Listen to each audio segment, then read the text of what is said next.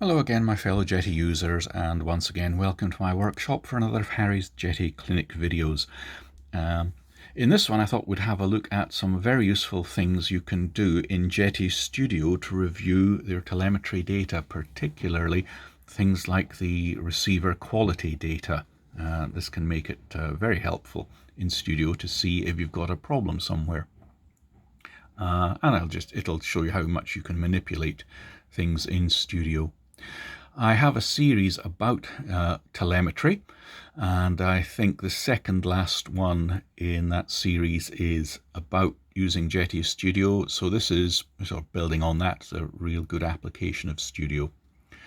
What we need to do, first of all, is make sure we have all the telemetry logs from the transmitter.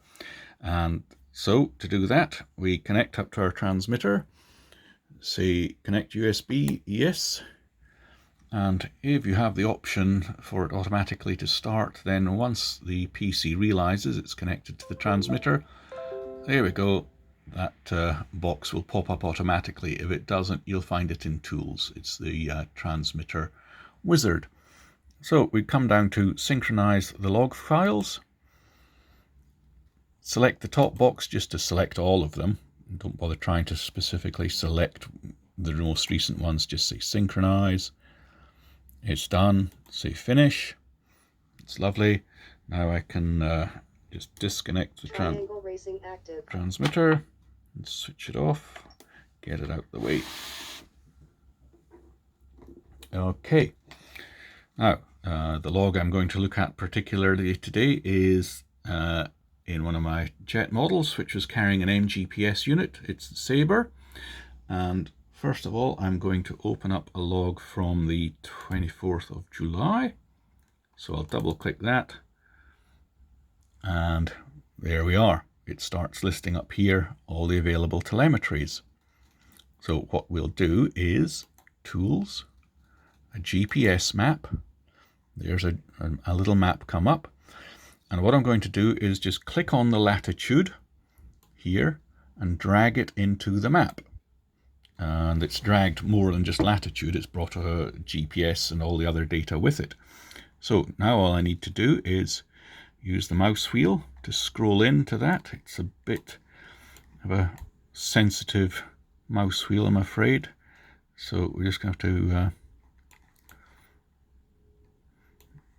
it sort of works and then doesn't. Find ourselves, come on, where have you gone? There it is. And eventually, there we are, we'll start to see the ribbon track. I think a couple of more scrolls should do it. Come on. There we are. Now, that doesn't look very helpful, does it? I mean, you can see it's a ribbon track, but where was it? Or what's it doing in relation to anything else? With our mouse in the window, right-click, choose Map Provider. I'm going to choose Google Satellite. There, that's better. That looks a lot more understandable. So we can see now where the track of the flight was. Okay, but that's just track. The thing is, this track contains a lot more data. All we need to do is color code it to show it. So if we right click again and come down to Properties, this box opens up. It tells us that the position sensor for latitude was using the Jetty MGPS latitude. For longitude, it's using longitude. Good. I don't need to display restricted or last bit stuff. This is the bit that's of interest. Click on the Change Line Color box and choose the sensor. I don't need to choose the relative altitude. I know I was never above 400 feet. There we go. I'm going to choose Receiver 1 Q value, because that's the bit that's of real interest to me. How well was the receiver picking up the data that I was being transmitting to it? So choose that, and it color codes it. It says if anything to 0% will be red line, from 0 up to 50 we'll get a green line, and then from 50 up to 100 we'll get a blue line. So say OK, and it's all blue. Well, that's good. Q didn't drop down as low as 50, obviously. Let's click again, Properties, and say, For me, green is the opposite of red, so green is perfect. So instead of blue being 100%, I'll double click it. I'll choose a nice green and say OK. And then I'll pick the middle color, will be the blue one. Say OK to that. And we know already that the whole chart now is going to be green because it didn't get down to 50.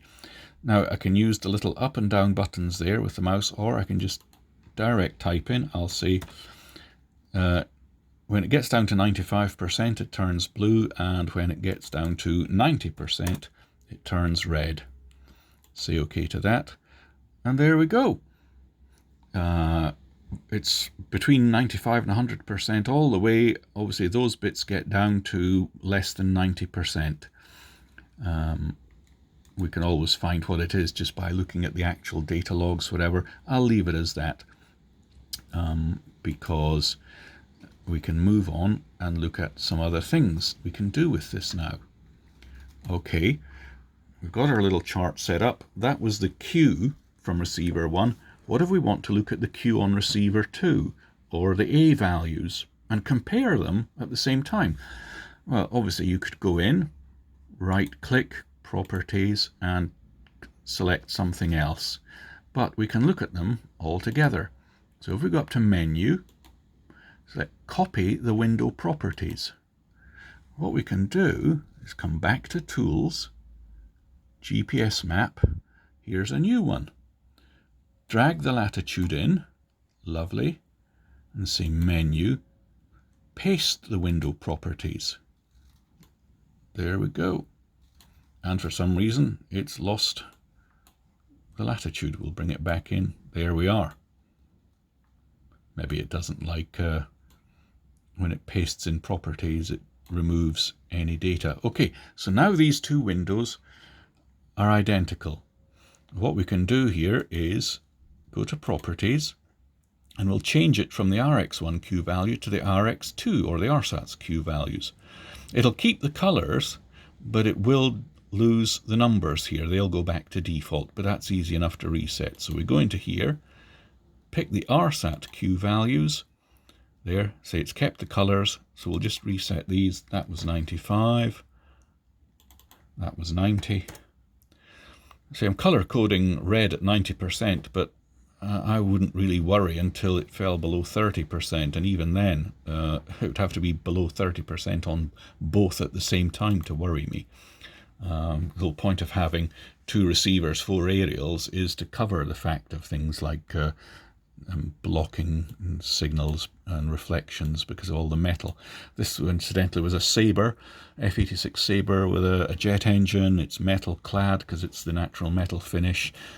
There's carbon fibre in it, lots of other metal bits, and so that's why I carry a secondary receiver, another pair of aerials. So I've got 4 aerials to cover the potential for any signal blocking. But as you can see, it's picking it up beautifully all the way around. It hardly ever even gets below 90%.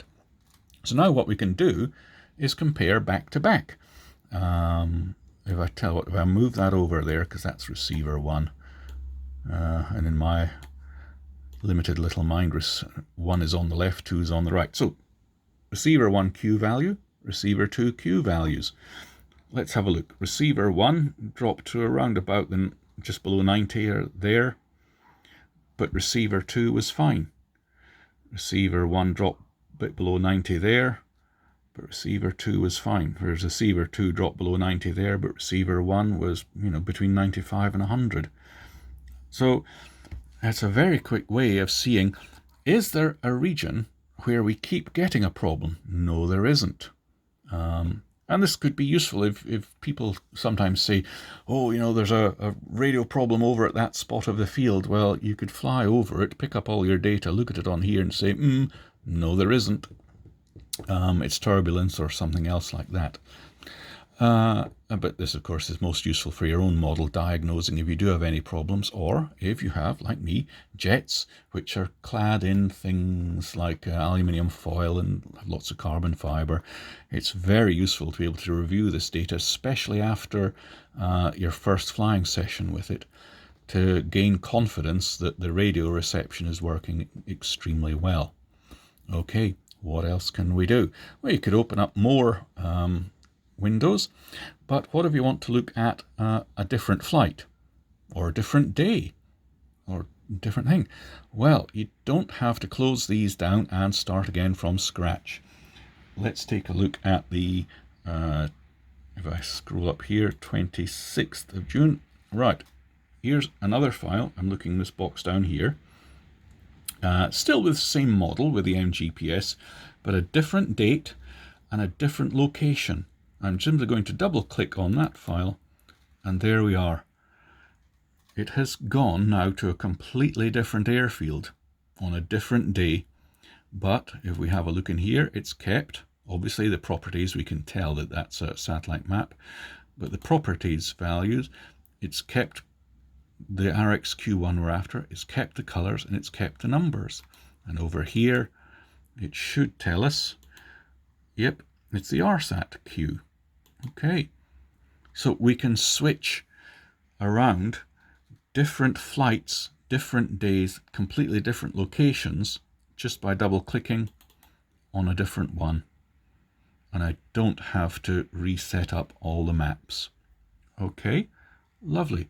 That location's obviously very good. You can see it's solid green, so it's between 95 and 100% the whole way around. Let's go back to one of these that gives us a little bit of reds in it. How about that one? Yeah, we'll pick that one.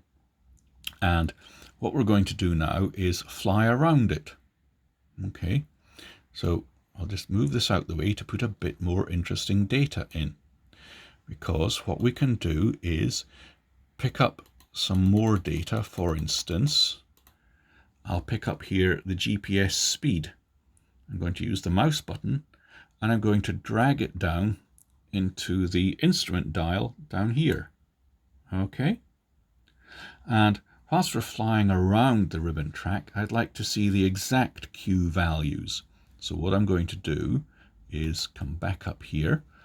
I'll pick that, the receiver 1 Q value, and I'm going to drag it down into the actual values box. If I move that out the way a little bit, you'll be able to read it better.